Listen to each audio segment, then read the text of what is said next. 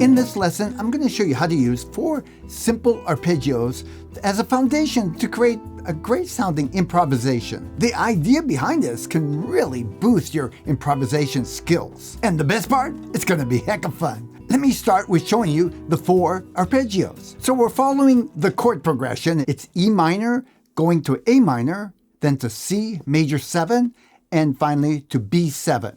Start with the E minor. Here's the arpeggio. So I've got my first finger on the 7th fret, first string. Second finger is on the 8th fret on the 2nd string. And then I've got my 3rd and pinky next to each other on the 9th fret. That's the 3rd and 4th strings. Now for the A minor. I'm doing a little partial bar there on the 5th fret. That's the 1st, 2nd, and 3rd strings. And I'm using my 3rd finger to cover that 4th string on the 7th fret. You could also strum these together and they'd be what I call baby chords, kind of high-pitched chords. Now here's where I'm going to play C major 7. My first finger is on the 7th fret, 1st string, second finger on the 8th fret, going to the next string, 3rd string, 9th fret, and the pinky on the 10th fret. And then finally, a 4-note B7. Again, a little partial bar there on the 7th fret. I'm covering the 1st through the 4th strings there. I don't care about the 5th or 6th, I'm not using those. But I've got my 2nd finger covering the 8th fret on the 3rd string. So the first thing to do is to learn the arpeggios. The way I like to have students practice this is to just get the fingering for a while without even playing it. Just practice getting the fingering. Then go ahead and start striking the chord and do the same thing. See how fast you get your fingers on the strings, whoops, and strike the notes. Then move on to the next one, do the same thing, and try the 2 together. Try just strumming the chord, going to the 2nd one. Do that, add the 3rd one and the 4th one, until you can at least reasonably well play each of the arpeggios without totally fumbling. Now keep in mind, don't wait until you get them perfect before you start going to the next step. I like to use what I call the 80% rule, and this is totally your judgment call. In other words, if you think you can get your hand there at about 80% of where you'd like it to be anyway, that's good, and move on to the next step. Now the next step is to practice with a tempo. In other words, try to play the chords in time. I'm going to use a metronome, and I prefer to at least start with a metronome, but you can just tap your foot or keep the pulse yourself. The key is to start slow enough so you can pretty much get the chords. Again, you don't go for perfect, but start as slow as you need to. Try to fight that tendency to go faster than you can really play the thing. So I've got this set at about 65, I think. Somewhere in that area. That's in between 63 and 69. So here's what that's going to sound like. Really slow. Watch. 1, 2, 3, 4. 1, 2, 3. I got plenty of time to change the next chord. 1, 2, 3, 4. 2, 3, 4. I know that seems really slow, but this gives me a chance to really get the chords right. 2, 3, 4.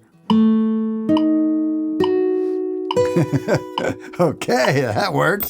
And the idea is to keep picking up the speed. I've got this at around 100 now. 2, 2, 3, 4. So that backing track is about 120. I've got it set right there on the metronome. 2, 3, 4. 2, 3, 4. So the next step is to go ahead and play the arpeggio both going from low note to high and then from the high to the low. So I'm going to play 4 notes going from low note to high and then backwards just 3 notes. And I'm going to count it out so it fits with the rhythm. It'll be something like this. 1, 2, 3, 4, 1, 2, ready, play. 3, 4, 3, 4. And then A minor. 4. And so on. You get the idea. And of course, again, go as slow as you need to go and then keep picking up the speed little by little. And once you feel like you're ready, go ahead and try it with the backing track. I'm going to show you an example of what that's going to sound like. So I'm going to start just playing the arpeggio from the low notes to high. Then I'll show you what it sounds like when I come back also. Start with the E minor. 1, 2, ready, hit it. A minor. C major 7, and the B7. That gives me time to change chords. Now here's going up and down.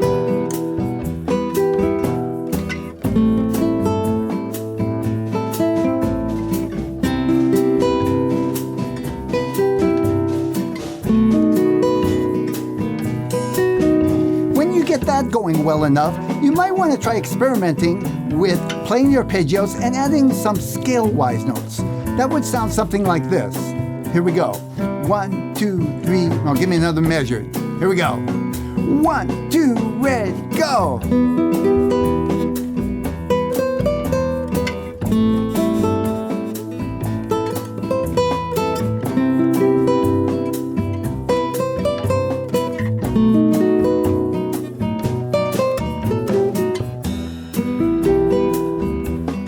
Okay, that's all I got for now. I hope you enjoyed it. If you did, give me a thumbs up. And by the way, I've included a link to that backing track I've been using at the end of this video. So hang out with me for just a little bit longer. And if you haven't already, sign up for my free Guitar Success Checklist. I'll ask you a few simple questions, and then I'll send you a personalized report with recommendations on how you should spend your time to get the quickest progress on your guitar playing. It's completely free, and I would love to send this to you. I'll put a link in the description below, or you can go right to my website at www.tomasmichaud.com. Hope we can hang out again together soon. Bye for now.